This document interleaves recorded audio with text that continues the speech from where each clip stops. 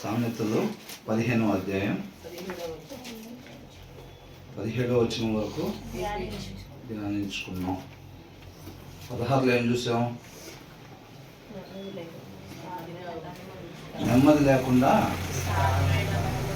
విస్తారమైన ధనం ఉండుట కంటే యెహోవా యందు భయభక్తులు కలిగి ఉండుట మేలు. అవునా? ఈ వచనంలో నుంచి మనకేం తెలియజేయబడతా ఉంది? మనం ఏం చేస్తామంటే దేవుణ్ణి కలిగి ఉండాలి, డబ్బు కూడా కలిగి ఉండాలని మనం వ్యర్థమైన ప్రయాసపడుతూ ఉంటాం అన్నమాట. అది నిత్యం జరుగుతూనే ఉంటుంది. వాక్యం ఏం చెప్తుంది? దేవుడు సిరి ఒక దగ్గర ఉండలేరని చెప్తుంది. కానీ మనం ఏం చేస్తాం? పుట్టిన దగ్గర నుంచి వాళ్ళిద్దరిని ఒక దగ్గర పెట్టే ప్రయత్నం. యేసయ్య ఎంతమందికి కావాలి? విస్తారమైన డబ్బు ఎంతమందికి కావాలని ప్రయత్నం చేస్తున్నారు? దానికి మనం ఏమనుకున్నాం? తూనీని చిన్న పెట్టి పట్టుకునేవాళ్ళం. నేను చూనా ఆయన ఏం చేస్తాడంటే ఆ రెక్కలు మన విస్తారమైన డబ్బు ఒక్కసారి వదిలిపెట్టేవంటే ప్రభువా, ఒక్కసారి అట్లా పెద్ద కారు, ఒక బంగళా, ఒక్కసారి కారులోంచి లేచి ఇట్లాగా, అవునా, ఒక్క రౌండ్ వేసి వస్తాం ప్రభువా అన్నట్టుగా కొద్ది గూకులు రెక్కలు ఊపుతూనే ఉంటాం. ఆయన కృపామయుడు కాబట్టి మనకు అది మంచిది కాదు కాబట్టి ఏం చేస్తున్నాడు? అలా పట్టుకొని ఉంచుతాడు. అవునా కదా? మనంతకు మనం ఒకవేళ దేవుడు ఏం చేస్తాడంటే నేను వదిలిపెట్టినా అది నాకు మంచిది కాదు అని చెప్పి ఇది రెక్కలు ఊపుకొని ఉంటారా అని చూస్తాడు. మనం ఏం చేస్తాం? రెక్కలు ఊపుతానే ఉంటాం. ఆయన వదిలిపెట్టాడంటే ఏం లేదు, ఏకదం 2-3 లక్షల జీతం వచ్చేది ప్లేస్లోకి వెళ్ళిపోవాలి. తర్వాత అక్కడి నుంచి విజయవాడలో పెద్ద పెద్ద షాపులు అయ్యే చూసుకొని విలువైన వస్త్రాలు కొనాలి. మనం వేసే చెప్పులు ఎవరు వేయకూడదు, మనం వేసే బట్టలు ఎవరు వేయకూడదు, మన ఇంట్లో ఉండే ఫర్నిచర్ ఎవరికి ఉండకూడదు. అంతేనా కదా? దానికోసం మనం చెయ్యని ప్రయత్నం అనేది ఉండదు. అవునా? మాకు యేసయ్య కావాలి, మా హృదయం నుండిగా యేసయ్య కావాలంటాం. మళ్ళీ ఒక పక్కన చూస్తే రెక్కలో ఊపుతానే ఉంటాం. ఆయన కృపామయుడు కాబట్టి మన సైకిల్కి స్టాండ్ అయ్యబట్టి మాత్రం నిలబడ్డాం మనం. అవునా? మనం మాత్రం తొక్కటం ఆపం. ఆయన కృపామయుడు కాబట్టి ఏం చేస్తాడు? స్టాండ్ చేసి పెడతాడు. అది ముందుకు పోకుండా, మనం అనుకునే దారిని పోకుండా అది లేకపోతే మాత్రం అల్లాడిపోతాం. విస్తారమైన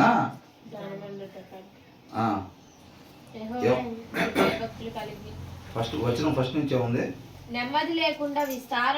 విస్తారమైన ధనం వస్తే ఏమొచ్చిందంట? నెమ్మది లేకుండా ఉండేది. ఏ నెమ్మది? చాలా కష్టమైపోయింది. చాలా కష్టమైంది. ఆత్మీయతను కాపాడుకోవాలంటే చాలా కష్టమైపోయింది. మేము మొన్న ఎక్కడ మారేడుమిల్లి వెళ్ళాం. మారేడుమిల్లి వెళ్తే వీళ్ళు ఒక వాటర్ ఫాల్స్ దగ్గర దిగారు. దిగినప్పుడు మన ఆనంద్ బ్రదరు, కొంచెం క్రిస్టియన్ బ్రదర్, ఆనంద్ బ్రదర్ కొంచెం వాటర్లో దిగే టైంలో తనకి కాళ్ళందం లోతులోకి ఒక అడుగు వెళ్ళిపోయింది. ఆనంద్ వెళ్ళిపోగానే మేము బయట ఉన్నాము, బ్రదరు పిల్లలు లోపల ఉన్నారు అందరూ.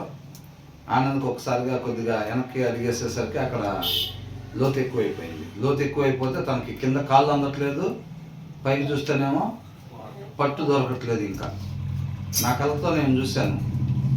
తను చాలాసేపు అల్లాడిపోయాడు అన్నమాట. ముందుగా అంటే ఇట్లాగా ముందు క్రిస్టి ఉన్నాడు, ఎంత దూరమే ఉన్నాడు. జస్ట్ ఒక రెండో అడిగే కానీ అక్కడ లోతు ఎక్కువ ఉంది.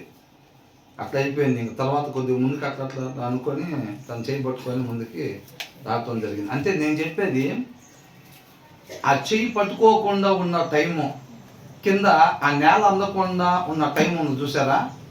ఆ టైంలో తను పడ్డ ఇబ్బంది ఉంది చూసారా? అలా ఉండి విస్తారంగా మన దగ్గర డబ్బు ఉండి మన ఆత్మీయతను కాపాడుకోవటం అంటే అర్థమవుతుందా? నెమ్మది లేకుండా విస్తారమైన ధనం ఉండుట కంటే మన ఆత్మీయతను కాపాడుకోవాలంటే చాలా కష్టమైపోయింది. అర్థమవుతుందండి? ఆటోమేటిక్గా మనం ఏం చేస్తాం, డబ్బులు అంత విస్తారంగా డబ్బులుండి మనం తగుమాత్రంగా వస్త్రాలు కొనుక్కోవాలంటే పండగ అయ్యే పనేనా? ఇబ్బంది ఉండదు. ఇప్పుడు డబ్బులు లేవండి మన దగ్గర, డబ్బులు సరిగ్గా లేవు, ఏదన్నా వెళ్ళి ఒక 2000 రూపాయలకి కొనుక్కొచ్చుకున్నాం అని అంటే మనలో కంగారే ఉండదు. మనకు ఆ డబ్బు ఎలాగో లేవు, అంతవరకే వస్తాయి, అందరం కొనుక్కోవాలంటే. కాబట్టి ఒక 2000-2500 పెట్టి వెళ్ళి కొనుక్కొని వస్తాం. లేదు మన దగ్గర ఒక 5 కోట్లు ఉన్నాయి అనుకోండి, మరి పండుగ వచ్చింది, వాక్యం తగు మాత్రంగా ఉంటుంది, మరి ఎలా ఉంటుంది? మన షాపు బొమ్మలు ఆటోమేటిక్గా జిగిజిగేలు అనేవి కనపడతాయి, జోబులోనేమో డబ్బులు ఉన్నాయి. మరి ఆ టైంలో కావాలని మనం పోయి ఒక 2500 పెట్టి ఒక డ్రెస్సు కొనటం జరిగిద్దా?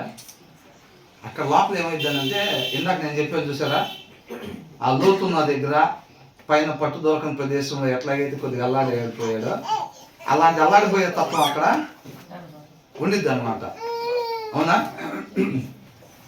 అలాంటి అల్లాడిపోయే తత్వం ఉండిద్ది. కాబట్టి మనం తెలుసుకోవాలి దాన్ని. మనం ఏం చేస్తామంటే ఇప్పటికైనా వదిలిపెడితే ఆత్మీయతలో నెంబర్ 1గా ఉండాలి, అట్ ద సేమ్ టైం ఆర్థికంగా కూడా నెంబర్ 1గా ఉండాలి అని అనుకుంటారు.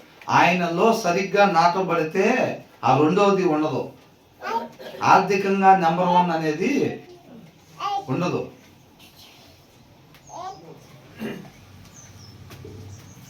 ఆర్థికంగా నెంబర్ 1 అనేది ఉండదు. అవునా? దానికి వాక్యం సపోర్ట్ చేస్తుందా? ఆర్థికంగా నెంబర్ 1గా ఉండే దానికి వాక్యం సపోర్ట్ చేస్తుందా?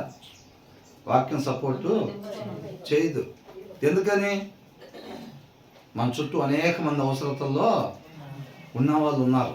కాబట్టి వాళ్ళందరికీ మనం సహాయం చేయాలి అనే ఒక ప్రేరేపణ, ఒక భారం మనకి ఉండిద్ది అనమాట.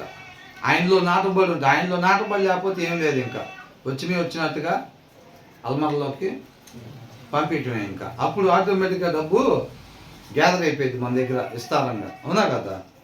అది తీసుకునేది వేరే వాళ్ళకి ఇవ్వాలంటే మళ్ళీ అలా ఆడుతున్నాయి. తక్కువ రేటు బట్టలు కొనాలంటే ఎక్కువ డబ్బులు పెట్టుకొని మళ్ళీ అల్లాడిపోవటమే. కారు కొంటాకని వెళ్దాం, మనకు అవసరం అవుతుంది మరి ఆఫీస్కి వెళ్ళడానికి.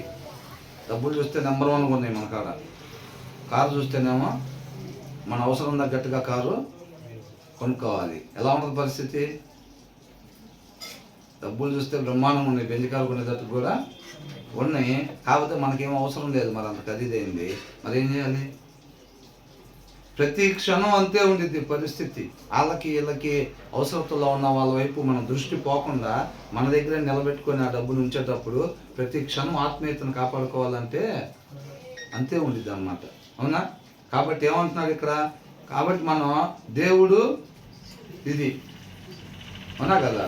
కాబట్టి ఆత్మీయంగా కూడా బ్రహ్మాండంగా ఉండాలి, ఆర్థికంగా కూడా బ్రహ్మాండంగా ఉండాలి. ఆ దినాల్లో ఆర్థికంగా బ్రహ్మాండంగా ఉన్న వాళ్ళు ఎవరున్నారు అసలు? ఎవరిని చూపించాడు దేవుడు మన ముందు పెట్టాడు? ఎవరినన్నా వాళ్ళకిలాగా మీరున్నానని,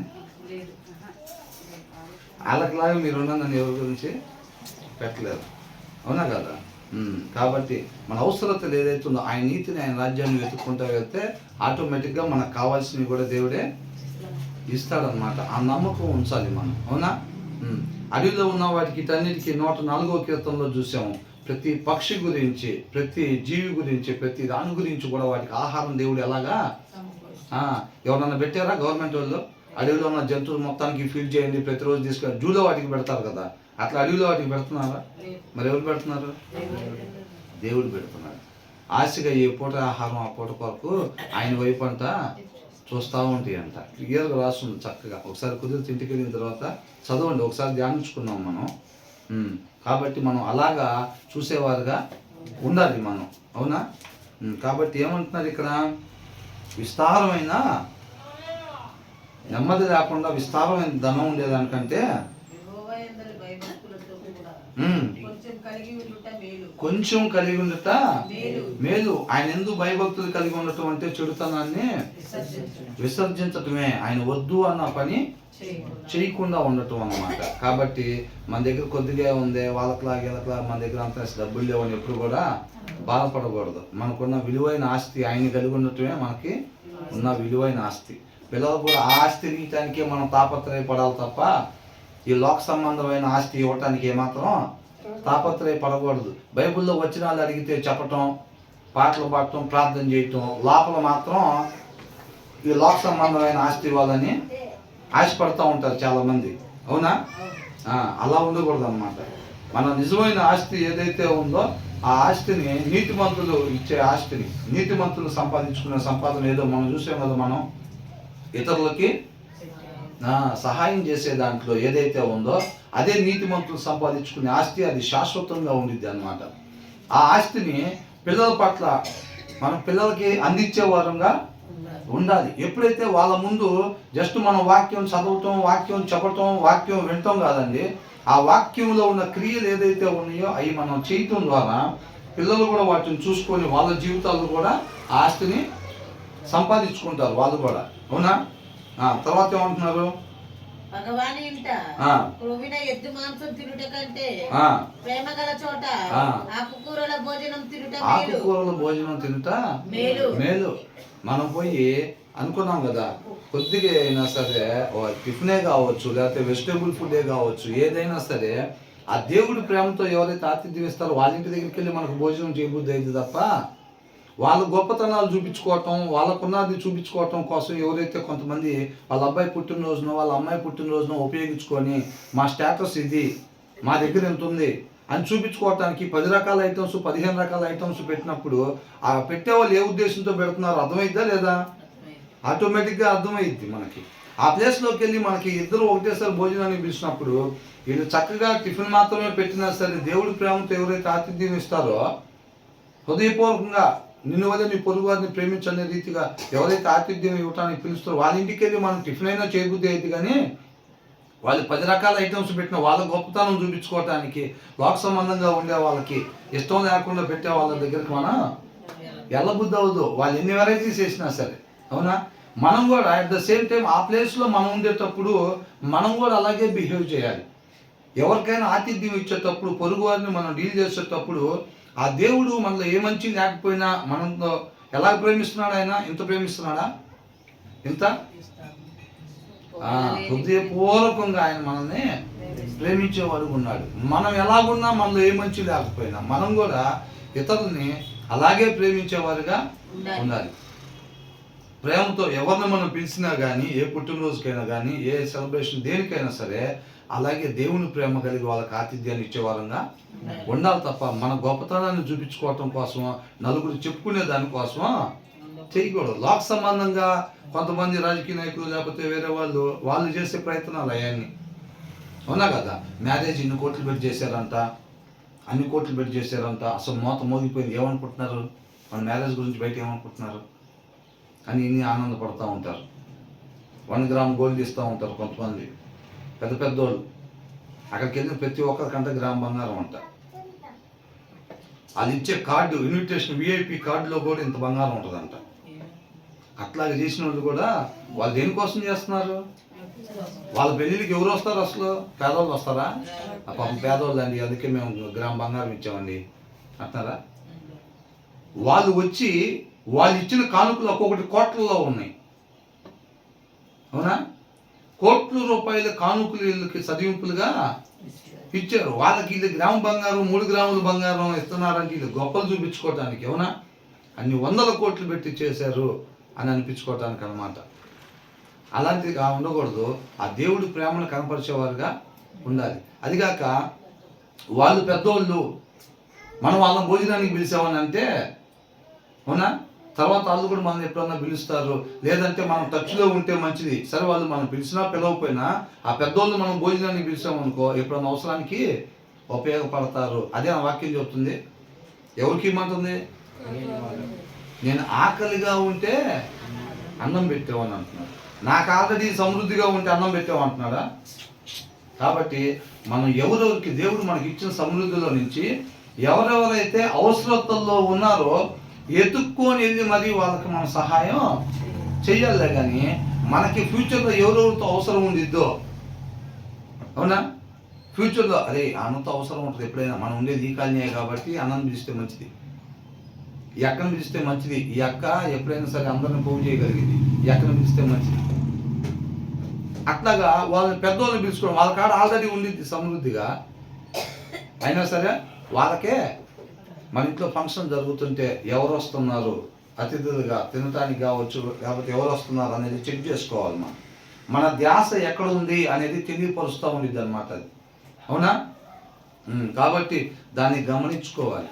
దేవుడు ఏమంటున్నాడంటే అణచివేయబడ్డ వాళ్ళ తరపున నేను ఉంటాను అంటున్నాడు. నువ్వు నేను ఎటువైపు ఉంటున్నావు అంటున్నాడు. ఎట్లుంటాడంట, అవతల ఎవడైతే గర్వంతో అణిచేసాడో అవతలని, అవునరా పెద్ద కులం ఏంది, అవునరా డబ్బు ఉంది ఏంది, అవునరా బలగం ఉంది, ఏదేం చేయగలుగుతా, నువ్వేం చేస్తావు, వాళ్ళ తరపున కాదంట దేవుడు ఉండేది. ఎవరు లేరు అనుకుని అన్యాయంగా అనిచేద్దాం అనుకుంటావు కదా అవతలని, వాళ్ళ తరపున నేనున్నాను అంటున్నాడు. మనం ఆయన్ని పోలి ఉండేటట్టయితే మనం ఎవరి తరపున ఉండాలి, మనం ఎవరి తరపున ఉండాలి, ఎవరైతే పూర్ పీపుల్ ఉన్నారో, ఎవరైతే బలగం లేకుండా ఉన్నారో, ఎవరైతే బలహీనంగా ఉన్నారో మన ధ్యాస వాళ్ళ మీద ఉండాలి. గొప్ప గొప్ప వాళ్ళ మీద, గొప్ప గొప్ప వాళ్ళతో సహవాసం చేయటం అది లోక సంబంధమైంది. అర్థమవుతుందండి. మంచి వస్త్రాలు, విలువైన ఇల్లు, అలా అన్ని సౌకర్యాలు ఉండే వాళ్ళతో సహవాసం చేస్తే వాళ్ళకి లాభం ఉంటా. ఎందుకురా వాళ్ళకి తినడానికి సరిగ్గా లేదు, వాళ్ళ సహవాసం పడతావు అని అంటారు. అది పెద్ద బంగ్లా ఉందనుకోండి మన లైన్లో, పిల్లవాడు ఇది వాళ్ళ సహవాసం పడుతుంటే ఏంట్రా ఇవాళ ఇంటికి వెళ్ళలేదు ఏంటి, లేడా అబ్బాయి, ఇది కొంచెంసేపు ఆడుకొని రాపోయావా అంటారు, అవునా. అదే వాళ్ళకి ఏమి లేదు పేదవాళ్ళు అనుకోండి, ఇది ఆడుకోవటానికి వెళ్తానంటే పద్దాకులు ఏమంటారు, నీకు ఎన్నిసార్లు చెప్పాను వెళ్ళొద్దని అని అంటారు. నీకు ఎన్నిసార్లు చెప్పాను వాళ్ళ ఇంటికి వెళ్ళొద్దని, ఏమేమి తీసుకెళ్ళి ఇస్తానో వాళ్ళకి అని అంటారు. అక్కడి నుంచి ఏం వచ్చేది ఉండదు కదా, ఇస్తే ఇవే ఇవ్వాలి తీసుకెళ్ళి. కాబట్టి ఎన్నిసార్లు చెప్పినా వాళ్ళ ఇంటికి వెళ్ళొద్దని అని అంటారు, అంతేనా. కాబట్టి మనం తల్లిదండ్రులుగా మనం ఎలా ఉంటున్నాము, మన ధ్యాస ఎక్కడుంది, పిల్లలు ఎవరితో సహవాసం చేయాలని అనుకుంటున్నాం. పేదలతో సహవాసం చేస్తే లేకపోతే అట్లా ఉంటే మనం ఆనందపడేవారు ఉన్నామా, లేకపోతే ఎలాగున్నాం చెక్ చేసుకోవాలి ఒకసారి. అర్థమవుతుందా, మన ధ్యాస ఎక్కడ ఉంది, గొప్ప గొప్ప వాళ్ళ మీద ఉందా, లేకపోతే బలహీనుల మీద మన ధ్యాస ఉందా, అది చూసుకోవాలి. ఈరోజు అనేక మంది ఏం చేస్తున్నారు, పెద్ద పెద్ద కారుల్లో తిరిగే వాళ్ళ వైపు ఆ చూపు అంతా అది, వాళ్ళతో మాట్లాడాలి, వాళ్ళతో భోజనం చేయాలి, వాళ్ళతో తిరగాలి, వాళ్ళకి ఫ్రెండ్స్గా ఉండాలి. మనం పూర్ పీపుల్కి ఫ్రెండ్స్గా ఉండాలని ఎంతమంది అనుకుంటున్నారు, పేదవాళ్ళకి. జర్సన్ మీరు వింటున్నారు అనే విషయం నాకు ఎట్లా అర్థమైంది అంటే రెస్పాండ్ అయినప్పుడు అర్థమైంది. అడిగిన దాకా సేపు దాకా కూడా అట్లాగే మంపు ఉన్నారు అనుకోండి, అవునా. అవసరతల్లో ఉన్న వాళ్ళకి నేను ఫ్రెండ్షిప్ చేయాలి, వాళ్ళకి ఫ్రెండ్గా నేను ఉండాలి అనేది మనం అనుకోవాలి. రేపు వాళ్ళ కాడకు పోయామంటే డబ్బులు అడుగుతారా, వాళ్ళ కాడకు పోయాలంటే బియ్యం అడుగుతారు, వాళ్ళ కాడకు పోతే ఏదైనా బట్టలు అడుగుతారు, వాళ్ళ దగ్గర పోయామంటే, అవునా. కాబట్టి దేవుడి హృదయాన్ని మనం తెలుసుకోవాలి, ఆయన ఆలోచన తెలుసుకుని దాని ప్రకారంగా మనం నడుచుకునే వాళ్ళంగా ఉండాలి. అంతే తప్ప పొద్దుగూకుల శరీరానికి 3 పూట్ల పెట్టి వాక్యం చదవట్లేదు అనుకోండి, దేవుడి హృదయం మనకి ఇక్కడ గుండెల దగ్గర పెట్టినా కానీ మనకేమీ అర్థం కాదు అసలు. ఎంతకాడికి ఆయన హృదయం దగ్గర మనం చూపెట్టినా మన హృదయంలో వినపడతా ఉంటాయి. పెద్ద కారు, బంగ్లా, ఎందుకని ఇది బలంగా ఉంది, మన శరీరం బలంగా ఉంది, దీనికి మాత్రం 3 పూట్ల ఆహారం, స్నాక్స్, జ్యూసులు, డ్రింకులు అన్నీ పెడతా ఉంటాం. ఆత్మకు మాత్రం ఆహారం లేదు. ఆత్మ బలహీనంగా ఉంటే దేవుడి యొక్క ఆలోచనని కనుక్కోలేని పరిస్థితి, అవునా. కాబట్టి పద్దుగూకుల మనకేం కావాలి, మనకి ఇంకేముంటే బాగుంటుంది, ఇంకెంత లగ్జరీగా ఉంటే బాగుంటుంది అనేది కాకుండా ఆయన ఆలోచన ఎరిగి, ఆయన హృదయాన్ని ఎరిగి దాని ప్రకారం మనం నడుచుకునే వారంగా ఉండాలి. సృష్టి ఎప్పుడు కూడా సృష్టికర్త ఉద్దేశాన్ని నెరవేర్చడానికి మాత్రమే జీవించాలి, అవునా. ఆయన ఉద్దేశాన్ని ప్రకారంగా మాత్రమే మనం జీవించే వారంగా ఉండాలి తప్ప మనకు సొంత ఉద్దేశాలు ఏమీ ఉండకూడదు. తర్వాత ఏమంటున్నాడు? కోపాద్రేకి యొగువాడు. అంటే ప్రేమ లేకుండా గొప్పగా భోజనాలు పెట్టే దగ్గర ఉండటం మనకి మంచిది కాదు అని అంటున్నాడు. కోపాద్రేకి యొగువాడు కలహము రేపును. ఫస్ట్ ఎవరంట? ఫస్ట్ అండర్లైన్ లో ఏం మాట ఉంది? కోపోద్రేకి అని అంటే, కోపోద్రేకి అని అంటే వాళ్ళు ఎక్కడ నాటపడ్డారు? ఏం మాట్లాడవా? ఎక్కడుంటున్నావు? చాలా మాటలు చూస్తున్నా. కోపోద్రేకి అని అంటే ఎక్కడ నాటపడ్డాడు ఆ వ్యక్తి? లోకంలో నాటపడ్డాడు, వాక్యంలో నాటబడి లేడు. కోపోద్రేకి అన్నప్పుడే అర్థమైపోతుంది ఆ గుణ లక్షణం ఆయన దగ్గర ఉంది అని అంటే ఆయన లోకంలో నాటపడ్డాడు అని. అంటే అది మనం చేయకూడదు, ఆ చెప్పబోయేదేదో మనం చేయకూడదు. కోపోద్రేకి కలహాన్ని ఏం చేస్తాడంట? రేపుతాడు అనమాట. అంటే ఈ కోపోద్రేకి లోకంలో నాటబడినోడు ఎప్పుడైతే కలహం జరిగే దగ్గరికి పోతాడో అక్కడ ఏమైంది? ఇంకా మంట పెద్దది అయింది. అయినా వాటిని అట్టంటమేదిరా అని అంటాడు. వీడి కాడ అంతకన్నా మంచి లోపల ఉండవు. అవునా? నువ్వెట్ట ఊరుకున్నావు అయినా అని అంటాడు. అంతకన్నా మంచి లోపల ఉండవు. ఎందుకని? ఎక్కడ నాటపడ్డాడు? లోకంలో నాటపడ్డాడు. అర్థమైందండి? ఆ సమాధానం అనేది వాళ్ళలో లేకుండా బయటకి ఎక్కడి నుంచి వచ్చింది? రాదు. కాబట్టి ఈ కోపోద్రేకి లోకంలో నాటబడినోడనంట కలహాన్ని ఏం చేస్తాడంట? రేపుతాడంట. అంటే ఇంకా పెద్దది చేస్తాడు, పొలలు పెడతా ఉంటాడు. వాళ్ళు ఒకవేళ కొద్దిసేపు ఒక 5 నిమిషాలు చిట్టుకొని వెళ్ళిపోయినా సరే వీడప్పుడు పోయాడు అనుకో, ఏంద్ర సంగతి అని చెప్తాను అంటే, అరే నువ్వు అట్టట్టు ఒప్పుకున్నావు, నేనైతే అసలు వదిలిపెట్టేవాడిని కాదు అంటాడు.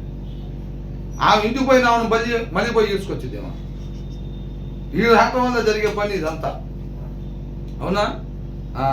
కాబట్టి మనం అలాగా ఉండకూడదు. అసలు కోపోద్రేకులుగా నేను అంత కలహాన్ని నేను పెద్ద చేసేవాడిగా నేను ఉండకూడదు అని అంటే మనం ఎలా ఉండాలి?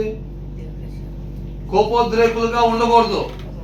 నేను ఎక్కడికి పోతే అక్కడ సమాధానం నెలకొల్పబడాలి తప్ప కోపం ఇంకా పెరిగేటట్టుగా, అక్కడ గొడవ ఇంకా ఘర్షణ ఇంకా పెరిగేటట్టుగా ఉండకూడదు. నేను ఎక్కడికి వెళ్ళినా సమాధానమే నెలకొల్పబడాలి అని అంటే ఫస్ట్ మనం కోపోద్రేకులుగా ఉండకూడదు. అది అండర్లైన్ చేసుకోవాల్సింది. అవునా? నేను కోపోద్రేకుడిగా లేకుండా ఉంటే నేను ఎక్కడికి వెళ్ళినా సమాధానమే నెలకొల్పబడిద్ది. యేసయ్య ఎక్కడికి వెళ్ళి ఏం జరిగేది? సమాధానం నెలకొల్పబడిద్ది. మనం ఆయనలో నాటబడి ఉంటేనే మనం కూడా ఎక్కడికి వెళ్ళినా సమాధానం మంచి జరిగిద్ది. జీవవృక్షం లాగా మనకి మేలు జరిగిద్ది, ఎదుటి వాళ్ళకి కూడా మేలు జరిగిద్ది. అంతేనా? అలా ఉండాలి అని అంటే మనం ఎలా ఉండాలంట? కోపోద్రేకులుగా ఉండకూడదు. అలా ఉండకూడదు అని అంటే ఏం చేయాలి? మరి మనం వాక్యాన్ని చదవాలి. వాక్యాన్ని బాగా చదువుతూ ఉంటే వాక్యమై ఉన్న దేవునిలో ఉండే ఆ గుణలక్షణం, మృదువైన గుణలక్షణం, అవునా? ఆ గుణలక్షణం మనలోనికి వచ్చింది అన్నమాట. అప్పుడు మనం ఎక్కడికి వెళ్ళినా యేసయ్య వెళ్ళినట్టుగానే ఉండిద్ది. వాక్యం మన హృదయంలో లేకుండా మనం పోయామనుకోండి, ఆత్మీయ సోమరులు ఏం చేస్తారు? ఆశపడతారు. ఏమని? నేను ఎక్కడికి వెళ్ళినా సమాధానమే ఉండాలి అని. వాక్యం చదవరు కానీ నేను ఎక్కడికి వెళ్ళినా యేసయ్య వెళ్ళినట్టే ఉండాలి అని అనుకుంటారు వాళ్ళు. అది జరుగుతాయా? అలా పనులు జరగవు. వాళ్ళ ఆత్మీయ సోమరులు అన్నమాట. వాక్యం చదవరు కానీ ఆశపడతారు. నేను ఎక్కడికి పోయినా యేసయ్యలాగా ఉండాలి, నేను ఎక్కడ పోతే అక్కడ సమాధానం ఉండాలి, ఎక్కడ పోతే అక్కడ నెమ్మది ఉండాలి, అనేక మంది ఆత్మను రక్షించేటట్టుగా ఉండాలి, అందరికీ సహాయం చేసేటట్టుగా ఉండాలి. వాక్యం చదువుకొని ఇవన్నీ ఆశపడతా ఉంటారు వాళ్ళు. ఆశపడేటప్పుడు అవన్నీ కూడా అలాగే ఉండిపోతాయి. తర్వాత వచనంలో ఉందన్నమాట క్లియర్గా. అది ఎందుకని వాళ్ళకి జరగవు అనేది కూడా ఉంది. కోపోద్రేక అంటే ఏం చేస్తాడంట? కలహాన్ని అంత రేపుతాడంట, ఇంకా పెద్దదాన్ని చేస్తాడు. ఎవరంటే? దీర్ఘశాంతుడు. ఇక్కడ 2 గుణ లక్షణాలు కనబడుతున్నాయి మనకి. ఫస్ట్ దాంట్లో చూపించిన దాంట్లో ఎవరంట? కోపోద్రేకి, బాగా కోపంగా ఉండే వ్యక్తి. అవునా? ఒక లక్షణం. రెండోది ఏంటంట? దీర్ఘశాంతుడు అని అంటే చాలా సహనము, నెమ్మది కలిగినవాడు. ఎప్పుడు కొద్ది సమయమా? ఎప్పటికీ దీర్ఘశాంతంగా ఉండేవాడు అన్నమాట. అవునా? అలా ఉంటేనంట ఆయన ఎక్కడికి పోయినా ఏమైందంట? వివాదాన్ని అణిచివేస్తాడు, అంటే నెమ్మదిని దయచేస్తాడు, ఆ ఇరువురి మధ్యలో సమాధానాన్ని దయచేస్తాడు. అవునా? అప్పుడు యేసయ్య వెళ్ళినట్టుగా ఉండిద్ది. మనం ఎక్కడికైనా వెళ్ళినప్పుడు ఇద్దరు కలిసి ఏదన్నా అనుకుంటున్నారు అనుకో, అరే వాడు తెలియక చేస్తాడు రా, ఇప్పుడు దానికి నువ్వు అర్థం చేసుకోవా, తెలిస్తే ఎందుకు చేస్తాడు ఎవడైనా అంతగా? అవునా కదా? మనం కూడా తెలిసి తెలియకుండా ఒక్కొక్కసారి అట్లా జరిగింది కదా, మనల్ని కూడా క్షమిస్తూ ఉంటారు కదా అవతల వాళ్ళు. కాబట్టి అని ఎప్పుడైతే మాట్లాడి వాళ్ళిద్దరి మధ్యలో సమాధానాన్ని నెలకొల్పుతారో అప్పుడు యేసయ్య కూడా ఉంటే ఇలాగే జరిగేది, ఇలాగే చేసేవాడు. అంతేనా?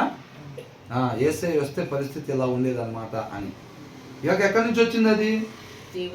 ఈ దీర్ఘశాంతం అనే గుణలక్షణం వీళ్ళకి వాక్యములో నుంచి వచ్చింది. వాక్యంలో నాటబడ్డారు కాబట్టి వీళ్ళకి అక్కడి నుంచి వచ్చింది ఈ గుణలక్షణం, ఈ దీర్ఘశాంతం అనేది. అంటే ఈ వచనంలో మనం ఎలా ఉండాలి? కోపోద్రేకులుగా ఉండాలా లేకపోతే దీర్ఘశాంతులుగా ఉండాలా? దీర్ఘశాంతులుగా, కూల్గా ఉండాలి. అంటే ఎలా ఉండాలి మనం? దీర్ఘశాంతులుగా ఉండాలి అని చెప్పి మనం చెప్పటం కాదు. అదే వాళ్ళు చెల్లేదని అనింది అనుకో, వాళ్ళ అన్నయ్య చేస్తాడు అనుకో, ఇంకమ్మంటే. అవునా? ఇక కుస్తీ పోటీలకు వెళ్తారు చూసారా, ఇంకట్లాగా అంత అయిపోతారు ఇంకా. కాకపోతే అడిగితే మనం ఎలా ఉండాలి? కోపోద్రేకులుగా ఉండాలా దీర్ఘశాంతులుగా ఉండాలా?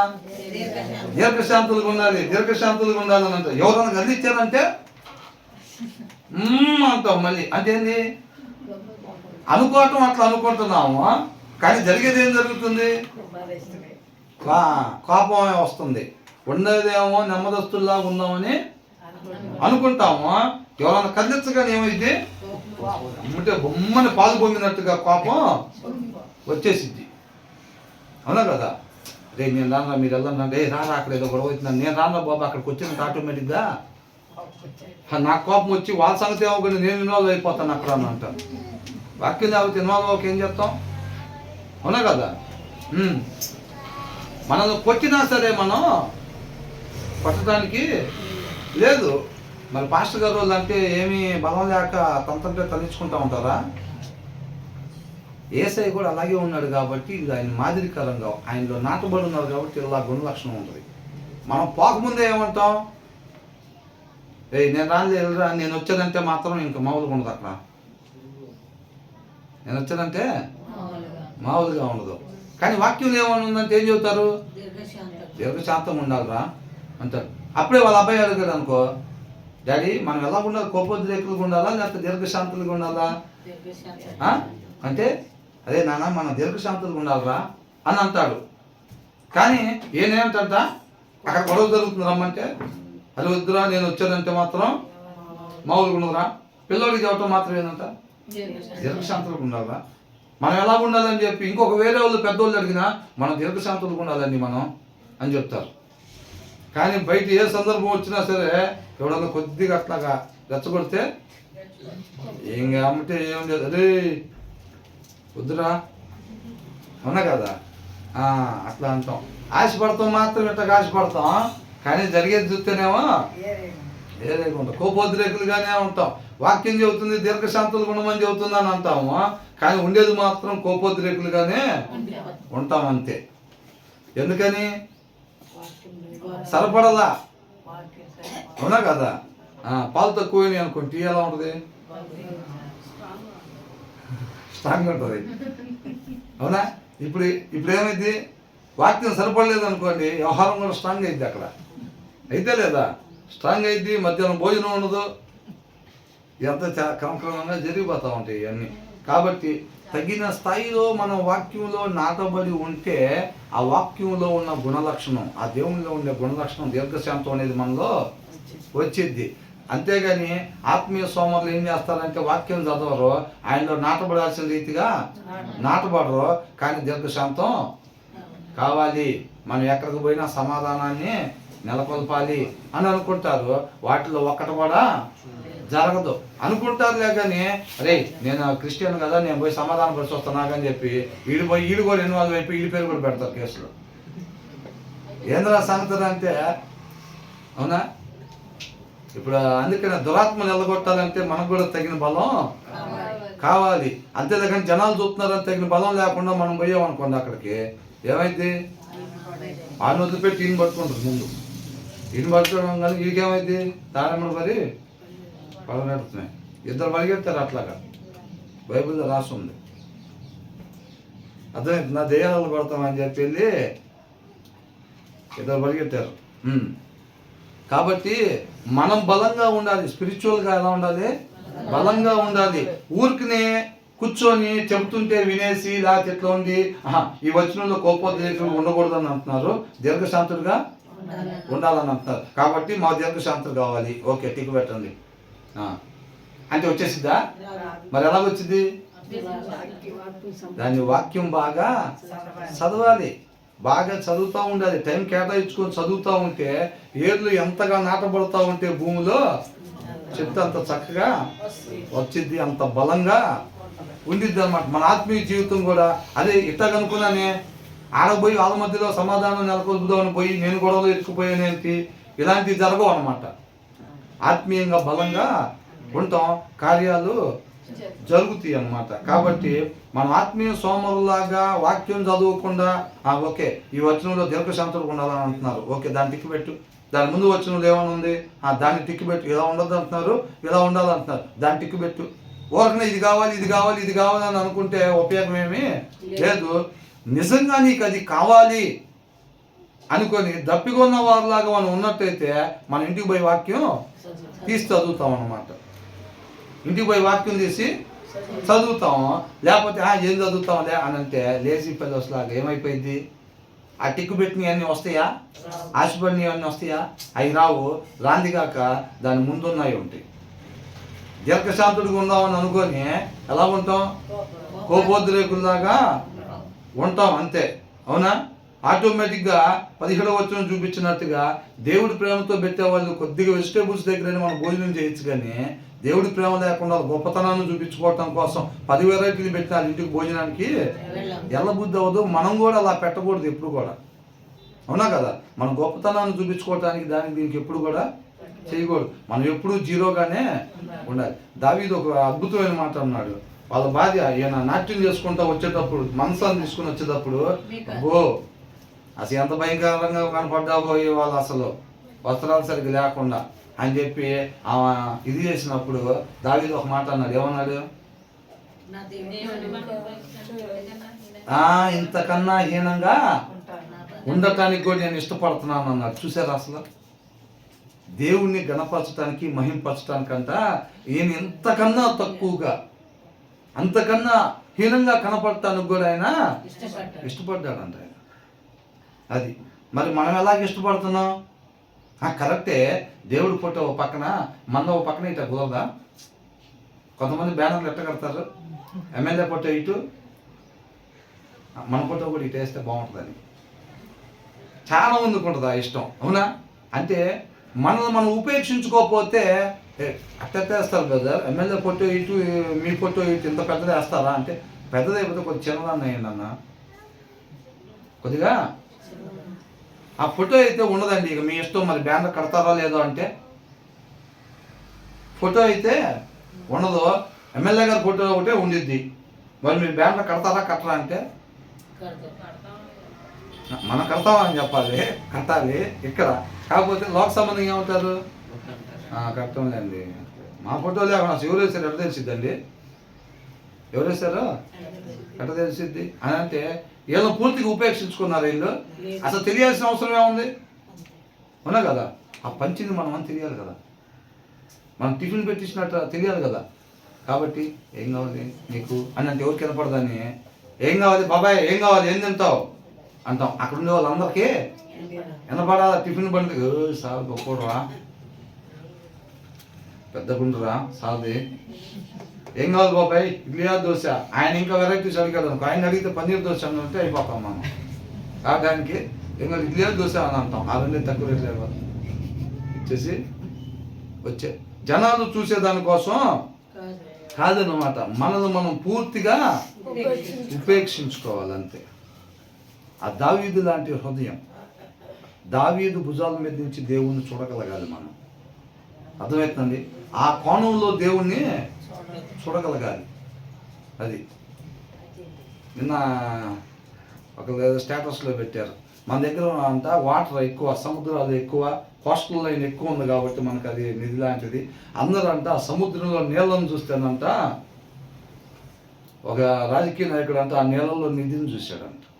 బా ఏం పెట్టారులే అనుకున్నా నేనైతే. అవునా? పోర్టులు కేటాయించే విషయంలో అందరూ అంతా సముద్రంలో నీళ్ళను చూస్తే మన నాయకుడు ఆ నీళ్ళలో నిధిని చూసి పోర్టులు శాంక్షన్ చేయించాడు. మన రాష్ట్రం మొత్తం కూడా అభివృద్ధి చెందేటట్టుగా చేసి అనేక మందికి ఆశ్రయాన్ని కలిగించేటట్టుగా చేశాడు అంటున్నాడు. అబ్బా ఏంటంట మన గురించి ఏమని చెప్పారా? మన గురించి అనుకుంటున్నా వాళ్ళు చేస్తారు ఎవరన్నా? ఎట్లా ఎత్తాం లేదు అసలు. అయితే మాత్రం ఎత్తుతామని మీ ఉద్దేశమా? ఏంటంట సోమరి? అసలు సోమరు అంటే ఎవరు? సోమరు అంటే ఎవరు? పనికి పోయి డబ్బులు దాచుకోకుండా ఉండేవాళ్ళ? నేను చూడు హుషారుగా వాడిని డబ్బులు బాగా దాచుకుంటాను, పనికి పోయి ఓటీలు కూడా చేసి వచ్చి అకౌంట్లో బాగా దండిగా పెట్టాను, నేను సోమరుని కాదు. అదా వాక్యం దాని గురించి చెప్తా ఉండిద్దా? ఆత్మీయ సోమరుల గురించి చెప్తా ఉండిద్ది అనమాట. ఏందంట? సోమరి మార్గం ముళ్ళ కంచె, యథార్థవంతుల త్రోవ రాజమార్గము. ఇక్కడ ఏమని ఉందంటే the way of the sluggard is blocked with thorns అని ఉంది. అర్థమైందండి?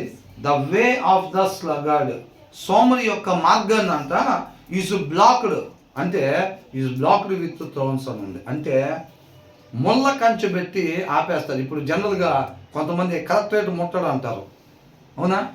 ముట్టడు అనగానే పోలీసులు ఏం చేస్తారు? ముళ్ళ కంచె తీసుకొచ్చి దాన్ని బ్లాక్ చేసేస్తారు. వాళ్ళ కలెక్టరేట్ మీద దాడి చేయకుండా ఏం చేస్తారు? ఆ ముళ్ళు ఉండే కంచె లాంటి దాన్ని తీసుకొచ్చి ఆ రోడ్ని బ్లాక్ చేసేస్తూ ఉంటారు. సోమరి మార్గము, సోమరి మార్గం ఏంటి? బైబిల్ చదవకూడదు, మన ప్రార్థన చేస్తే స్వస్థతలో జరగాలి. బైబిల్ చదవకూడదు, మనం మాట్లాడితే నీతి వాక్యాలే రావాలి. జీవవృక్షం లాంటి మాటలు, అది నాకు జీవాన్ని కలిగించాలి, అట్ ద సేమ్ టైం వాళ్ళకు కూడా జీవాన్ని కలిగించాలి. వాక్యం చదవకూడదు, మోకాలు వేసి కనీసం ఒక అరగంట ప్రార్థన చేయరు, కానీ ఆశ మాత్రం ఎలాగుంటుంది? ప్రవచనాలు పలకాలి, అవునా? ఆత్మీయంగా ఎట్లుండాలి, అట్లుండాలి, ఎరదీయాలి అంటూ ఉంటారు. ఇక్కడ ఎరదీయకుండా అక్కడేమి ఎరగదు. ఎక్కడ మోకాళ్ళ మీద వ్యక్తిగతంగా ఎరగదీయకుండా, బైబిల్ దగ్గర ఎక్కువ సమయం వ్యక్తిగతంగా గడపకుండా నువ్వు అనుకునేది ఏది కూడా జరగద్దు. ఎందుకని జరగదు? జరగకుండా ఆయన చూస్తాడు. జరగకుండా సోమరి మార్గాన్ని అంటా ఒకళ్ళు ఆపుతున్నారు, ఒకళ్ళు ఆపుతున్నట్టు మనకు స్పష్టంగా కనపడుతుంది. ఏమంటుంది? The way of the sluggard is blocked with thorns అని అంటున్నాడు. అంటే ఒకళ్ళు ఆపుతున్నారు అక్కడ. ఎవరు ఆపేది? దేవుడు. అర్థమవుతుందండి? మన వాక్యం చదవకుండా ఆత్మీయంగా ఎక్కలేని ఎత్తైన స్థలాల్లోకి ప్రభువా, దావీదు ప్రార్థన చేసేవాడా లేదా? ఎన్నిసార్లు చేసేవాడు? ముమ్మార్లు ప్రార్థన చేసేవాడు. ఇక ఆయనతో సహవాసం అయితే ఆయన గాలి పీల్చుకున్నంత సమయం ఉండేది. గాలి పీల్చుకోకుండా ఎంతసేపు ఉంటారు అట్టగా? గాలి పీల్చుకుంటానే ఉంటారు. అంత సమయం దేవునితో సహవాసం కలిగే ఉంటాడు అనమాట దావీదు. అంటే బ్రదర్ ఆ రోజు కోట మీద అనేది కాదండి. అక్కడ అట్లా ఉండకూడదు, అలా చేయకూడదని అట్లా చేశాడు కాబట్టి అలా ఉండొద్దని చెప్తున్నాడు ఆ వచనంలో, ఆ అధ్యాయంలో, అవునా? అలా కాకుండా మిగతా టైం మొత్తం దావీదు ఎలా ఉన్నాడు? ప్రతి క్షణం ఆయనతో సహవాసం కలిగే ఉన్నాడు అనమాట. కాబట్టి అందుకనే అంటారు, దావీదులాగా వాక్యం చదువు, దావీదులాగా ప్రార్థన చేయవు, దావీదులాగా నాట్యం మాత్రం సెమీ క్రిస్మస్లో గట్టిగానే వేస్తాం. అడిగితే అప్పట్లో మా తాతగారు దావీదు గారు వేసిన నాట్యాన్ని బట్టి అని అంటారు కదా, అవునా కదా? మన వాళ్ళందరూ తీసుకొచ్చేది అదే. ఏమండి, ఎందుకంటే డ్యాన్స్లు వేయకూడదు కదా అన్నట్టు ఏమంటారు? అప్పట్లో మా వేశారు కాబట్టి మేము కూడా ఆ వారసత్వ సంపద తర్వాత వాళ్ళకి అందిస్తున్నాం అని అంటారు. అంతేనా కదా? కాబట్టి దావీదులాగా ప్రార్థన చేయరంట, దావీదులాగా వాక్యం చదవరంట, దావీదులాగా దేవుని మహింపరచాలని వాళ్ళంత ఆత్మీయ సోమరులు అని అంటున్నాడు. వాక్యం చదవకుండా నువ్వు నేను ఏమీ చేయలేము. ఆయనలో బలంగా నాటబడి లేకుండా నువ్వు నేనేమి చేయలేము. అయినంత మాత్రం వీళ్ళు ఆశపడకుండా ఉండాలంటే కాదంట, వీళ్ళు ఆశపడతారంట. వీళ్ళు ఆశపడినా అది జరగకుండా దేవుడు చూస్తాడు అని అంటున్నాడు. The way of the sluggard is blocked with thorns but the path of the upright is a highway అని అంటున్నాడు. సిస్టర్ తర్వాత చదవండి ఒకసారి. యథార్థవంతుల త్రోవ రాజమార్గము. అబ్బా, యథార్థవంతుల త్రోవ, నీతిమంతుల త్రోవ, ఉండాల్సిన రీతిగా ఉండే వాళ్ళ త్రోవ రాజమార్గం ఎలాగైందండి? రోడ్డు దానంతరికి అదే ఉంటుందా? ఎవరైనా వేస్తే ఉంటుందా? ఎవరైనా వేస్తే ఉండిద్ది. కాబట్టి వీళ్ళ మార్గం అంట ఎలాంటిదంట? రాజమార్గం. ఎవరు వేశారు అది? దేవుడు వేశాడు. అక్కడ కొండలు పొలాలు ఈ మొత్తం కూడా సమానం చేసి తార్ రోడ్ లాగా హైవే అని రాస్తుంది ఇక్కడ. అవునా? Upright is a highway but the path of the upright is a highway అని రాస్తుంది. హైవే లాగే మార్గాన్ని దేవుడు ఉంచుతున్నాడు. ఎవరిది? నీతిమంతులది, వాక్యాన్ని చదివే వాళ్ళది, తగిన సమయం ఆయన పాదాల చెంత గడిపే వాళ్ళది, వాక్యం చదివే వాళ్ళది. అవునా? ఉపయోగించాల్సినంత సమయం వాక్యం దగ్గర ఎవరైతే ఉపయోగిస్తూ ఉంటారో, ప్రార్థనలో గడపాల్సినంత సమయం ఎవరైతే గడుపుతారో వాళ్ళ మార్గం రాజమార్గంగా ఆయన చేస్తారు. అనంటే వాళ్ళ మార్గం అంటే ఏంటి? వాళ్ళ మార్గం అంటే ఏంటి? ఈ సోమరులు అంట ఏం చేస్తారంటే ద వే ఆఫ్ ద స్లగర్డ్. వీళ్ళు ఆత్మీయ సోమరులాగా ఉండి వాక్యం చదవరు, ప్రార్థన చేయరు. కానీ వాక్యం బాగా చదివేవాడికి, ప్రార్థన బాగా చేసేవాడికి ఏమేమైతే కావాలో అవన్నీ వీళ్ళు కావాలనుకుంటారు. అవునా? వీళ్ళు వాక్యం చదవరు, పిల్లల ముందు దాన్ని నేర్పించరు, దాన్ని చూపించరు. కానీ ఈయన మాత్రం పెద్దయ్య గారు లాగా, వాళ్ళ పిల్లలు మాత్రం చిన్నయ్య గారు లాగా ఉండాలని చెప్పి ఆశపడుతూ ఉంటారు అన్నమాట. అలాగ ఆశపడుతుంటే ఏమైంది? నేను కూడా వాళ్ళకిలాగా అట్లా పాడాలి, నేను కూడా వాళ్ళకిలాగా అట్లా ప్రార్థన చేయాలి, నేను కూడా వాళ్ళకిలాగా అట్లా చెప్పాలి అని అనుకుంటాము. అవునా? కానీ ఆ తగిన సమయం మనం కేటాయించకపోతే మాత్రం అవి సోమరి కోరికల్లాగా అలాగే ఉండిపోతే అవి అవ్వకుండా దేవుడే చూసుకుంటానని అంటున్నాడు. అవునా కదా? కాబట్టి నీతిమంతులు, వాక్యాన్ని ఎవరైతే చదివే వాళ్ళు, దాన్ని అనుసరించే వాళ్ళంతా వాళ్ళు ఏదైతే అనుకుంటారో, వీళ్ళు ఏది పడితే అది అనుకోరు. వీళ్ళు అర్థమవుతుందండి?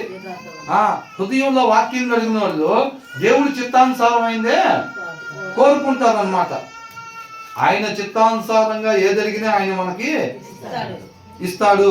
ఆయన చిత్తానుసారంగా ఆయన ఏదడిగినా కానీ మనకి ఇస్తాడు. ఈ నీతిమంతులు అనేవాళ్ళు ఏది పడితే అది అడగరు. ఇప్పుడే చక్కటి పాట ఎంత వచ్చాం. ఏంటా పాట? స్టార్టింగ్ ఏముంది దాంట్లో? నేను చిన్న తరచుగా మూసితివి అని అంటున్నాడు. ఏంటంట? నేను తెలిసిన తలుపులన్నీ తరచుగా ఏం చేస్తున్నాడంట? మూసేస్తున్నాడు అన్నమాట. ఆయన కృపామయుడు. ఆయన మూయిపోతే ఆ తలుపు తీసిన తలుపులో నుంచి బయటకు వెళ్ళామంటే మన ఆత్మీయ జీవితం మటాషే. అర్థమవుతుందా? ఎంతమందికి అర్థమైంది? అవునా? ఆయన ఏంటంటే మనం ఏంటంటే ఇట్లా ఉంటే బాగుండిద్ది, అబ్బా అదైతే బాగుండిద్ది, 50,000 రూపాయలు చీర కట్టుకుంటే అదిరిపోయింది. అసలు ఏంటంట? మన క్రైస్తవులు మనం కొనుక్కోకూడదు కాబట్టి ఎవరన్నా వచ్చి గిఫ్ట్ లాగిస్తే అదిరిపోయింది. అసలు అది చేసుకుని ఊరంతా తిరగచ్చు. ఆ తలుపు తీసామన్నమాట. ఆ తలుపు తీసాం, అదిరిపోయింది. మనం క్రిస్టియన్స్ కాబట్టి 50,000 పెట్టి మనం కొనకూడదు. కానీ ఎవరైనా తీసుకొచ్చి మనకి ఇస్తే అక్క పండక్కి ఇది కట్టుకోమని 50,000 రూపాయలు చేరిస్తే మనం కొన్నట్టు ఉండదు, కట్టుకొని ఊరంతా తిరగచ్చు అని అనుకుంటారు. అట్లాంటి తలుపులన్నీ తీస్తాం. మన వ్యాపారం పెద్దదే. ఇట్లాంటి 15 బ్రాంచ్లు పెడితే ఒక్క దాంట్లో నుంచి ఎంత వస్తుందంటే 15 బ్రాంచ్లు అయితే అదిరిపోయింది అని అనుకుంటాం. ఆ డోరు ఓపెన్ చేస్తాం.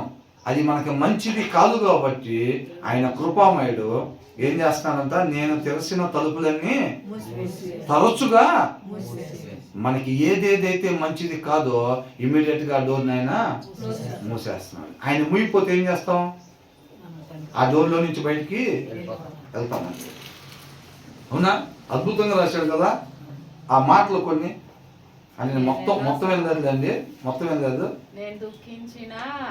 అంటే కోపించి పగబెట్టుకున్నా సరే నన్ను కౌగిలిలో దాచుకున్నా. ఇప్పుడు ఏంటంటే కోపం మనం ఏం చేస్తాం, కోపం ఇచ్చుకొని మనం పగబెట్టుకుంటాం వాళ్ళ మీద ఏళ్ళ మీద. నన్ను అట్లా కలిగింది, చర్చిలో అట్లా అనిందాం, మర్చిపోనామని. మర్చిపోకపోతే ఎవరికి నష్టం, మనకే నష్టం. అవునా కదా? కాబట్టి చాలా బాగుంది పాట అది. తర్వాత ఏమని అంటున్నాడు, జ్ఞానం గల కుమారుడు తండ్రిని సంతోషపెట్టును, బుద్ధిహీనుడు తన తల్లిని తిరస్కరించును. ఒక నిమిషం అండి. ఇప్పుడు ఆ పాటలో తర్వాత ఏమంటున్నారు, మూయుటకు కారణం ఈ మూర్ఖునికి ఇప్పుడే తెలిసింది అని అంటున్నాడు. అవునా? అది దేవుడు ఎందుకు ఏది అడిగినా చూద్దాంటాడు ఏంది, అసలు అట్లా ఉందాం అనుకున్నాం, అది అవనీలా, దేవుడు ప్రార్థనలో పెట్టుకున్నాం, అది అవనీలా. మళ్ళీ ఇప్పుడు ఈ విషయం గురించి ప్రార్థనలో పెట్టుకుంటే దేవుడు ఇది కూడా అవనేట్లేదు అని అంటే, అయ్యి మనకి ఏదైతే మేలుకరం కాదో మనం ఆ డోర్ తీసినప్పుడు దేవుడు ఏం చేస్తున్నాడు, ఆ డోర్ని మూసేస్తున్నాడు అన్నమాట. అది మనకు మేలా కదా, మనకి మేలే అది. ఆయన మూయకపోతే మనం ఏదైతే ఆశపడి ఇలా ఉంటే బాగుండిద్ది అని అనుకొని మన ఆశలో ఒక డోర్ తీస్తాం కదా, ఆయన ఆ డోర్ ముయ్యకపోతే గనక మన పని అయిపోయినట్టే. మనం ఏం చేస్తామంటే ఆ డోర్లో నుంచి బయటికి వెళ్తాం. వెళ్ళకూడని మార్గం అన్నమాట అది, వెళ్ళకూడని మార్గం. కాబట్టి మనం కొన్ని ఆశపడుతూ ఉంటాం, కొన్ని ఆశపడి. అందుకనే నేను తెలిసిన తలుపులన్నీ తరచుగా నువ్వు మూసితివి అని అంటున్నాడు. అప్పుడు అలా మోస్తా ఉంటే ఏమనిపించింది, కన్నీళ్ళతో ఏడుస్తూ ఉంటారు, దుఃఖపడుతూ ఉంటారు. తెలియదు, ఏది అడిగినా వద్దంటాడయ్యా దేవుడు. మన ఇల్లు అడిగితే వద్దన్నాడు, ఈ కారు అడిగితే వద్దు అంటున్నాడు, ఇల్లు మానేసి అక్కడ పోదామంటే వద్దు అంటున్నాడు, ఇక ఏది పట్టినా వద్దు అంటాడు అన్నట్టుగా. చీర అడిగితే వద్దంటున్నాడు అంట. మరి ఇప్పుడు ఇట్లా ఉన్నాయి అనుకోండి, మనం ఏమనుకుంటాం, పిల్లలు కూడా డాడీ అది అంటారు, ఇది అంటారు, అది అంటారు. ఐస్ క్రీమ్ అంటారు, వద్దంటే కూల్ డ్రింక్ అంటే వద్దు అంటారు, కూల్ కేక్ లేకపోతే ఏది అడిగినా వద్దు అంటారు. అడిగినవి ఎట్టున్నాయి, అడిగింది ఏది మంచిది కాదు. మనం కూడా ఏంటంటే తీగోడు తలుపులన్నీ తీస్తాం, బయట ఏదో బలి ఉంటుంది అనుకుంటాం, ఆశపడుతూ ఉంటాం లోక సంబంధంగా. అవునా? అట్లా తీసినప్పుడు ఆయన ఏం చేస్తాడు, కృపామయుడు కాబట్టి ఆ డోరు తరచుగా తలుపులన్నీ మోస్తున్నాడు అంటున్నాడు. మనకు అన్ని అట్లా కంటే మనకేం చేసేది అంటే బాధపడి ఏడుస్తూ ఉంటాము. అసలు ఏదొచ్చి నేను వాకింగ్ కూడా చదవాలి, అసలు నేను ప్రార్థన కూడా చేసుకోవాలి. ఏది అడిగినా వద్దంటాడు ఆ బాబు, ఇది చేయొద్దు అంటాడు, అది చేయొద్దు అంటాడు, ఇది చేయొద్దు అంటాడు. అందుకనే పోలిక ఈ తల్లిదండ్రులతో దేవుణ్ణి పోలుస్తూ ఉంటారు అన్నమాట. అవునా కదా? కాబట్టి దేవుడితో ఈ తల్లిదండ్రుల్ని పోలుస్తూ ఉంటారు. అవునా? ఏంటి? ఒక్క నిమిషం సిస్టర్. అడిగిన వాటి కంటే అత్యధికముగా ఇచ్చితివి. అంటే ఈ మూర్ఖుడి కన్నా చూసారా, అది చెప్పు ఒకసారి. ముయ్యుటకు కారణము ఈ మూర్ఖునికి ఇప్పుడే తెలిసింది అని అంటున్నాడు. ఇప్పుడు నేను కూడా మన బ్రదర్ నేను ఇక్కడ కూర్చొని మాట్లాడుకుంటా ఏమన్నానంటే, అప్పుడు మా తెలుగు టీచరు లేకపోతే వీళ్ళు చదవని రాసు తెలుగు చదవటం రాదు, మాకు ఒకటే తెలుగు సబ్జెక్ట్ ఒకటే తెలుగులో ఉండేది, మిగతా మొత్తం ఇంగ్లీష్లోనే ఉండేది. మాకు మెయిన్ ప్రాబ్లం ఏంద్రా బాబు అంటే తెలుగు చదవటం రాదు ఎవరికి ఆ స్కూల్లో. ఎందుకంటే మిగతా అన్ని ఇంగ్లీష్లో ఉంటాయి కాబట్టి సబ్జెక్టులన్నీ ఇంగ్లీష్ చదువుతారేమో, కానీ తెలుగు మీరు వచ్చారంటే ఒకటనకాల ఒకడు దాక్కోవటమే. వాళ్ళకి బాగా తెలుసు ఇంగ్లీష్ మీడియంలో ఆమె తెలుగు సబ్జెక్ట్ చెప్తుందంటే వీళ్ళకి తెలుగు చదవటమే రాదన్న విషయం తెలుసు కదా. ఆమె ఎక్కువసార్లు ఏం చేసేదంటే పాఠం స్టార్ట్ చేయగానే ఫస్ట్ లేచి వారి కాడి నుంచి చదవటం మొదలు పెట్టాలి. వాడు ఒక పేద చదువుతాడు కదా, నువ్వు కూర్చో తర్వాత అనేది, వాళ్ళు లేచి చదవాలి అందరి ముందు.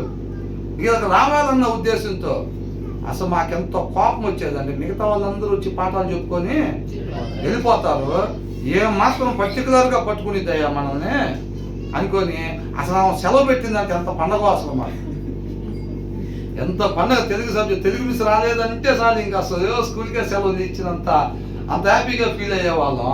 కానీ తర్వాత బైబుల్ చదవటం రాక తెలుగులో మ్యా అంటుంటే అప్పుడు గుర్తొస్తుంది, బాబు ఈ మాత్రం వచ్చిందే ఆ మహాతల్లి ఆ రోజున మాట్లాడబట్టే కొట్టబట్టే వెనకాల, అవునా, చెవులు మెలైబట్టే మహాతల్లి ఏదో వచ్చిందా చెప్పుకొని పోయి జీతం వస్తుంది కదా అని అనుకోవాలా. ఆ సొంత పిల్లలు ఆ ప్లేసులో ఉంటే వీళ్ళు ఎలా బాగుపడాలి అని వీళ్ళందరూ నా పిల్లలు అనుకొని వీళ్ళందరూ బాగుపడాలి, నేనేదో ఊరికనే వచ్చి జీతం తీసుకొని వెళ్ళిపోయానా కాదు, ఇష్టపడి వాళ్ళు చేశారు కాబట్టే ఇవాళ ఇలాగా ఉన్నాం. చాలాసార్లు అనుకున్నాం అసలు ఎక్కడున్నారో కానీ వాళ్ళందరూ బాగుండాలని అనుకున్నాం. ఆ టీచర్లు అందరూ కూడా ఎక్కడున్నారో కానీ అందరూ బాగుండాలని అనుకున్నాం. ఇప్పుడు తెలుస్తుంది అటు విలువ. మా నాన్న లేడు ఇప్పుడు, అప్పట్లో అడగొని కొన్ని అడుగుతుంటే అట్ట బండి సరిగ్గా రాదు, బండి అడుగుతుంటే ఈ పోతుంటే మా నాన్న బండి అడుగుతుంటే ఈ పోతుంటే అసలు ఎంత కోపం వచ్చిద్దో, అవునా. స్కూల్లో టీచర్లు కొట్టిన రోజు హోంవర్క్లు ఎగ్జామ్స్ ఏంద్రా నువ్వు చదివిందని వాళ్ళు కొడుతుంటే అందరూ బస్కి ఎక్కడ టూర్కి పోతే బాగుండు, శుభ్రంగా బస్సు ఇప్పుడు పోతున్నాయి కదా బస్సులన్నీ, ఏదో వెళ్ళాల్సిన కింద కాకుండా వేరే కింద పోతున్నాయి అంటే అట్లా పోతే బాగుండనా అప్పట్లో అనిపించింది. అట్లా పళ్ళు కొరకటం అసలు ఇట్లా అసలు అని అనిపించింది అప్పట్లో పరిస్థితి అది. కాబట్టి ఆ పాటలో కూడా ఏమంటున్నాడు, నేను ఆశపడి నా ఆశల్లో నేను తెలిసే ప్రతి తలుపుని నువ్వు తరచుగా మూసితివి అని అంటున్నాడు. కోపం వచ్చినా సరే కోపం వచ్చి అవతల మీద పగబెట్టుకుంటే కోపం వచ్చిందంట, వాళ్ళు చేసిన పనికి ఏం పెట్టుకుంటారంట, పగబెట్టుకుంటారంట లోపల. అవన్నీ మనం చేసేది, అవునా. దాని తర్వాత ఏముంది, నేను తలుచుకునే మార్గములన్నీ కూడా అంతా తరచుగా మూసేస్తా ఉంటాడంట దేవుడు. ఆయన కృపామయుడు, ఆయన ముగిపోతే ఆ మార్గాన్ని పోయి మతాష్ అయిపోతాం మనం. కన్నీళ్ళతో దుఃఖించిన, ఎందుకు దుఃఖించేది, ఐస్ క్రీమ్ వద్దు అని అన్నాం అనుకో ఏం చేస్తారు పిల్లలు, కన్నీళ్ళతో దుఃఖిస్తూ ఉంటారు అంతే. వాళ్ళ మమ్మీ అయితే ఒకటి అడిగితే 2 ఇప్పించింది ఐస్ క్రీమ్. ఒకసారి ఫోన్ చేయి ఎక్కడ ఉన్నారు, హాస్పిటల్ కాడ ఉన్నారు, మా అమ్మాయి బాగలేదండి కొద్దిగా ఇక్కడ ఉన్నా. వాళ్ళ డాడీ అంతే, వాళ్ళ డాడీ అయితే వాళ్ళ డాడీ అది కూడా కనిపించాడు ఈ కూడా కనిపించాడు అని అంటారు, కన్నీళ్ళతో దుఃఖిస్తారు, అవునా కదా. ఇక్కడ కూడా ఏంటంట మనం దేవుడిని ఏది అడిగినా కానీ ఆమెకైతే ఎల్లో చేశాడు, పెద్దది హారం కొనుక్కుంది, ఏమకైతే ఎల్లో చేశాడు, నేను అడిగితే చాలు అని కన్నీళ్ళతో దుఃఖిస్తారంట. కన్నీళ్ళతో దుఃఖిస్తే ఏం చేస్తాడంట ఆయన, కాదు కన్నీళ్ళతో దుఃఖిస్తే కౌగిల్లో దాచి. ఇప్పుడు పిల్లలు ఐస్ క్రీమ్ వద్దు అని చెప్తాం కదా, వాళ్ళు ఏడుస్తూ ఉంటారు కాళ్ళు పక్కన మొహం మీద కూర్చొని, ఏమొద్దు రేపు ఏం తింటారు, ఇప్పుడు ఇంటికి వెళ్ళిన తర్వాత ఏం తింటారు, ఓట్స్ తింటారు కదా, ఏమవుతుంది అసలు మాకేమవుతుంది అంటూ ఉంటారు ఆ మొల మీద కూర్చొని, అవునా. అయినా సరే కౌగిల్లో అట్లా కదా. సో మనం చేసే పనులు కూడా దేవుడి దగ్గర అలాగే ఉంటే దాని తర్వాత ఏమంటున్నాడు, మూయుటకు కారణం ఈ మూర్ఖునికి ఇప్పుడే తెలిసింది అని అంటున్నాడు. చూసారా ఆయన ఎందుకు మోస్తున్నాడో మనకేంటంటే, ఎవరంట మూర్ఖులు. వాక్యం హృదయంలో వాక్యం లేకపోతే తండ్రి హృదయం మనకు సరిగ్గా అర్థమవుదు. ఆయన హృదయాన్ని మనం ఎరిగి ఉండాలి, ఆయన ఆలోచనలు ఎరిగి నడుచుకోవాలి, సృష్టికర్త యొక్క ఆలోచనలు ఎరిగి సృష్టి నడుచుకోవాలి, ఆయన హృదయాన్ని ఎరిగి నడుచుకోవాలి. ఆయన ఎప్పుడైతే అట్లా మూసేస్తుంటే మనకేమనిపించింది, అన్నీ ఇట్లా చేస్తున్నాడు, ఏది ఇట్లేదు అసలు అది ఇదని అనుకుంటాం. ఆయన ముయిపోతే ఎటుపోతామో కూడా. కాబట్టి అపార్థం చేసుకున్న మూర్ఖుడికి ఇప్పుడే తెలిసింది అని అన్నారు. అక్కడి నుంచి పాట మళ్ళీ కొద్దిగా మార్చాడు, నీకు ఇష్టం లేని ఏది కూడా నేను అడగను చేయను అని చెప్పి అది నేను మొత్తం వెళ్ళేదానండి ఎన్నంత వరకు అట్లాగా ఉంది. కాబట్టి ఈ సోమరి యొక్క క్రియలు ఏదైతే ఆశపడతాడో అవి జరగకుండా దేవుడే ఆపేస్తాడు.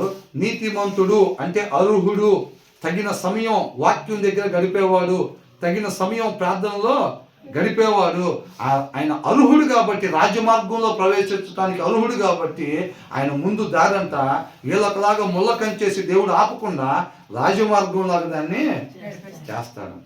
మన ముందు దారి రాజమార్గంలాగా ఉండాలి అంటే రాజమార్గం అని అంటే వాక్యం చదువుకునేవాడు ఏంటంటే ఏది పడితే అది అడగడు, ఏ డోరు పడితే ఆ డోరు తీడు.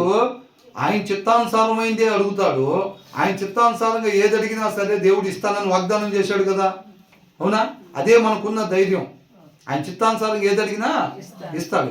ఈ తగిన సమయం వాక్యం దగ్గర గడిపేవాడు ఏంటంటే ఏది పడితే అది అడగడు. వీళ్ళు ఏం చేస్తారు అంటే వాక్యం చదవరు, ప్రార్థన చేయరు. కాకపోతే బాగా వాక్యం చదివేవాడు ఏమేమైతే చేస్తాడో, వాళ్ళ ద్వారా ఏం క్రియలు అయితే జరుగుతాయో, దేవుడు వాళ్ళని ఎట్లాగైతే వాడుకుంటూ ఉంటాడో వీళ్ళు కూడా అట్లా జరగాలని కోరుకుంటూ ఉంటారు, అవునా? వాక్యం చదవాల్సిన సమయం చదవకుండా, ప్రార్థన చేయాల్సిన రీతిగా చేయకుండా, కాకపోతే అలా చేసే వాళ్ళకి ఏమేమైతే వస్తాయో మాకు అట్లా రావాలని కోరుకుంటారు. వాళ్ళ ఆత్మీయ సోమంలో వాళ్ళు కోరుకున్నది ఏది కూడా వాళ్ళకి అందకుండా దేవుడే ముల్లకం చేసి బ్లాక్ చేస్తాడంట. అర్థమవుతుందా లేదా?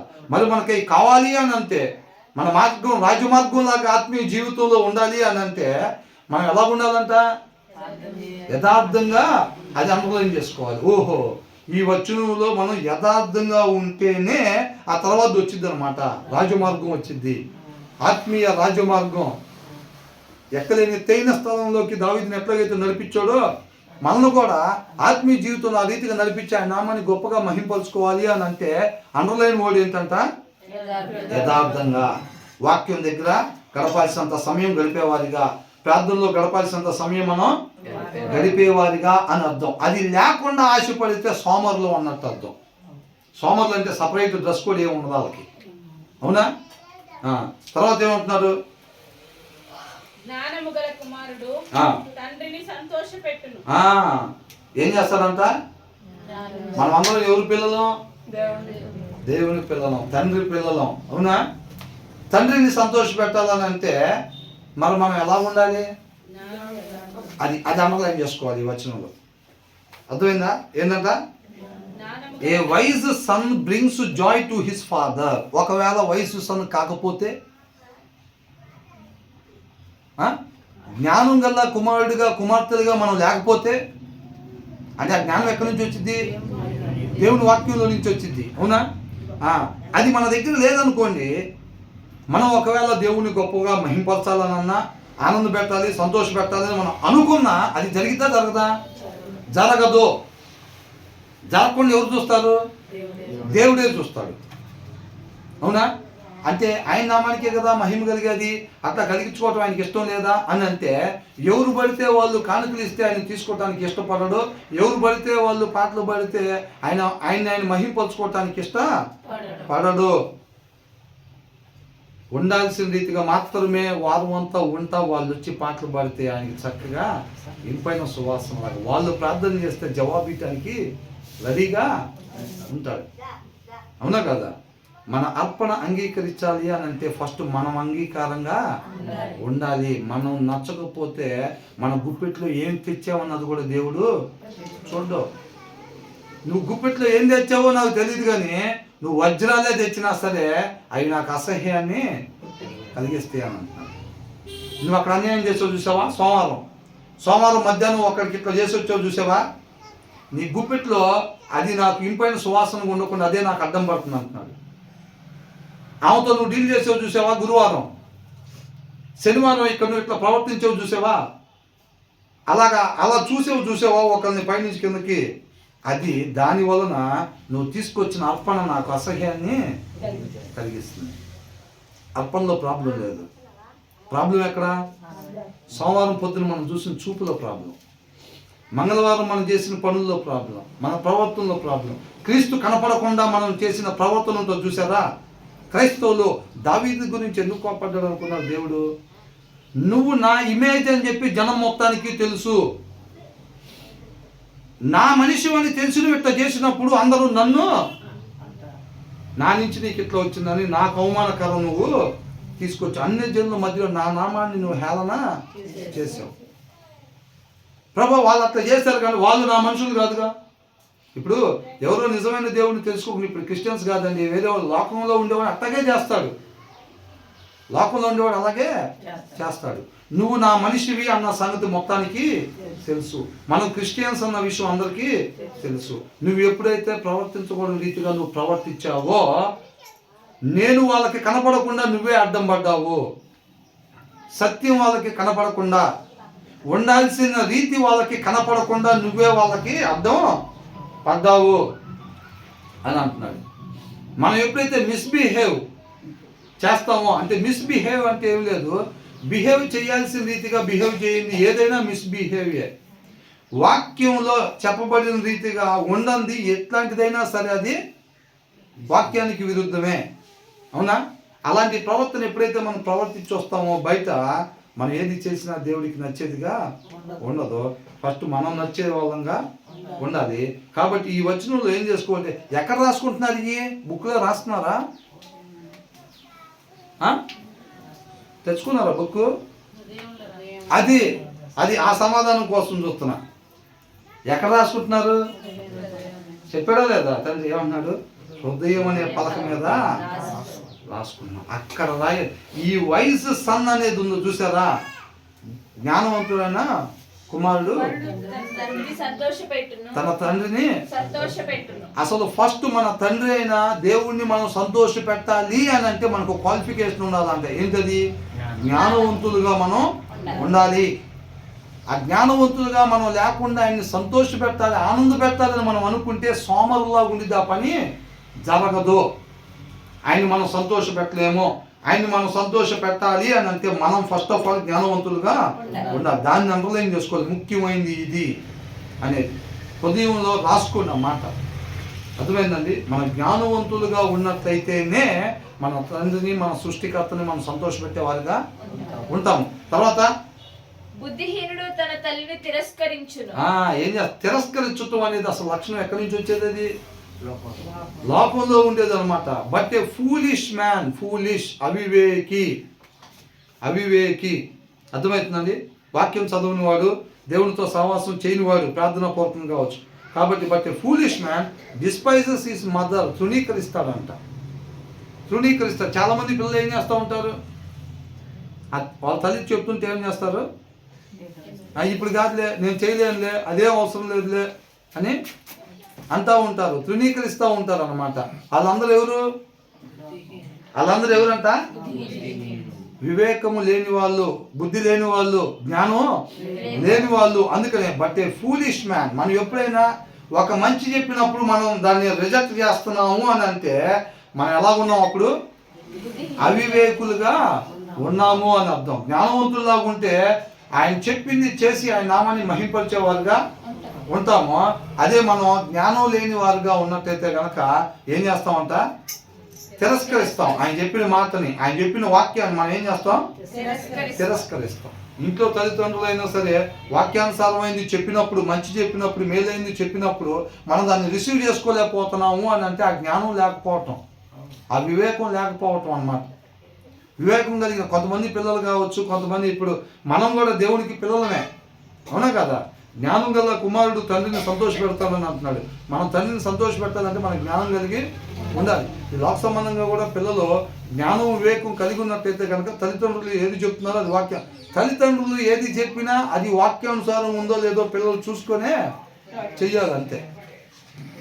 అర్థమవుతుందండి? కాబట్టి పిల్లలు కూడా చిన్నప్పటి నుంచే వాక్యాన్ని చదివించాలి బాగా. పిల్లలు కూడా అదే నేను ఏది చెప్తా చేయాలరా, అలా కాదు. మేము చెప్పింది వాక్యానుసారంగా ఉన్నట్లయితే కనుక ఖచ్చితంగా చెయ్యాలి. వాక్యానుసారంగా మేము చెప్పింది లేకపోతే గనక అది తండ్రి చెప్పినా తల్లి చెప్పినా చేయకూడదు. వాళ్ళు చెప్పాలి, డాడీ అక్కడ ఇలా ఉంది కదా డాడీ, మరి నువ్వేంటి ఇలా చెప్తున్నావు, ఇలా చేయమని చెప్తున్నావు. మమ్మీ వాక్యంలో ఇలా ఉంది కదా, మరి నువ్వేంటి ఇలా చేయమని చెప్తున్నావు, అలా చేయకూడదు కదా అని పిల్లలు ఒకవేళ అట్లా చూపించినప్పుడు అది వాక్యానుసారంగా ఉంటే కరెక్టే రాదు. అట్లా చేయకూడదు, నిజంగానే చేయొద్దు, అట్లా చేయొద్దు, నేను కూడా చెక్ చేసుకోలేదు అన్నిటట్టుగా సరి చేసుకొని కరెక్షన్ చేసుకొని ముందుకు పోయేటట్టున్నారు. ఈ తర్వాత వచ్చిన వాళ్ళు ఇంతవరకు ఆపుదాంలే, కానీ తర్వాత వచ్చిన వాళ్ళు మనకి జీవాన్ని కలిగించే ఏ సలహానైనా సరే మనం దాన్ని రిసీవ్ చేసుకునే వారుగా ఉండాలి. ఆ తర్వాత వచ్చిన వాళ్ళు ఉంది. కాబట్టి మనకి జ్ఞానం కలిగిన వాళ్ళం అయితేనే మన తల్లిని సంతోష పెట్టేవారుగా మనం ఉంటాము.